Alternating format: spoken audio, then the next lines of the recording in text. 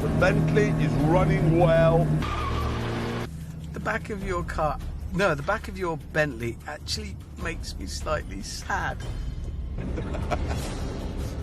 Honestly, I mean, I know Bentley aren't very good at styling motor vehicles these days, but this has got to be their worst effort, easily. It's no, wait, the Continental's worse, isn't it? Yeah, it's not as bad as that. It is amazing since Rolls-Royce and Bentley split up how different they've become. And that is the small Rolls, or Prolls-Rolls, as we should call it. The Prolls-Royce. It's a good name, that. Prolls-Royce, the cheap one. I think slightly less expensive is the expression you're looking for, isn't it? The biggest problem with the Rolls is that it's too similar to the Phantom. It's just smaller and cheaper. So the only reason for buying it is because you can't afford a Phantom. It's like when you see a film that's got Stephen Baldwin in it, you just think, those producers couldn't afford Alec. Nothing really worth bothering with. Are you going to give me a hand? No. I think it is important to stress at this point, because of the really genuinely exquisite carpet in there, that if you murder somebody and want to put them in the boot, strangling, don't, whatever you do, shoot them or stab them, because there will just be leakage. Oh, no. Oh, God above. What? What? He's not light. Can I just ask? What? We could have tested the size of the boot for a body by just putting a person in it. We didn't have to murder them. You could. BBC Health and Safety Rule number 47, no live person shall go in the boot of a car. No, bend that back there, round there. Bend that one back round there. Right, okay, right. All right. I haven't quite got his... Can that knee come up here? Yeah, there we go. We're getting there. We are so getting so there. nearly there. Yes. Okay, excellent. Right, now, the great thing about the Rolls-Royce is it has self-levelling rear suspension, so when the boot is shut, you won't know from the way it's riding that there is a body in there. So the boot won't go down. Right, you get him out and put him in the back of the Benz. What? Get him out. Well, we've got to see if he goes in the back of the Mercedes, haven't we? You are still alive. I think we might have actually killed him. OK? Yes. All right, good. Sadly, there's a fridge in the boot of the Merc. Hammond, have you got a puncture? Because I think you have. No way. I think you have as well. Right front. Hammond, No way. as a world's top motoring journalist, have you not detected that your steering's gone a bit oboish? Do you know what? I think that is.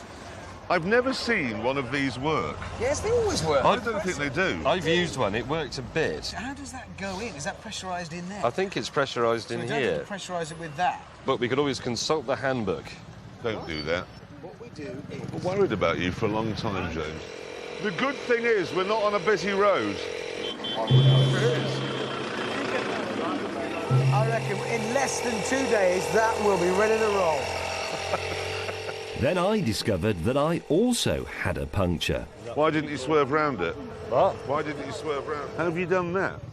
Well, I can only think it's one of those sudden, sharp potholes that you get in the middle of the road. That's quite bad. Right now, the only car that's working is the Bentley. It's not working well, but it is working. Got to go to a tyre depot to change his tyre. No, the Bentley's broken. I'm sorry to bother you in Albania, but could I have a push? Thank you. Yes, thank you, Albania.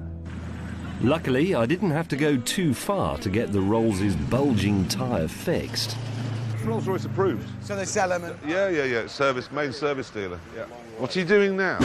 Finding the tyre pressures. Can I just read you the Rolls-Royce instruction book as it should be written?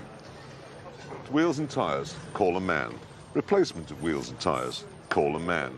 Safety switch, call a man. Switching on and off, call a man. Safe seater position, call a man.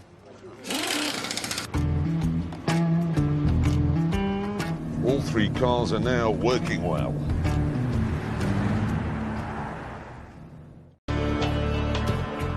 Oh, what's that over there? That tunnel. Want to go and have a look? I just want any excuse to get away from the smell of petrol in here.